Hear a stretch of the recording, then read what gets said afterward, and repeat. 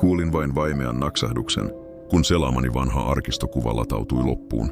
Siinä se oli, epätarkka luminen vuoristomaisema, jonka reunassa näkyi vain 4 pikseliä jotain kalpean valkoista. Heti sillä sekunnilla jostain kaukaa, ehkä kilometrien päästä kuului riipivä, epäinhimillinen ulvonta. Se ei ollut eläimen ääntä, vaan puhdasta, pohjatonta surua, joka muuttui sekunneissa raivoksi. Sydämeni jyskytti vasten rintakehääni, kun muistin varoitukset. Jos näet sen kasvot edes valokuvassa, se tietää missä olet. Aina. Askeleiden jytinä lähestyi taloani epätodellista vauhtia. Seinät tärisivät ja naapurin koira hiljeni kesken haukun. Se ei välitä ovista, se ei välitä teräksestä.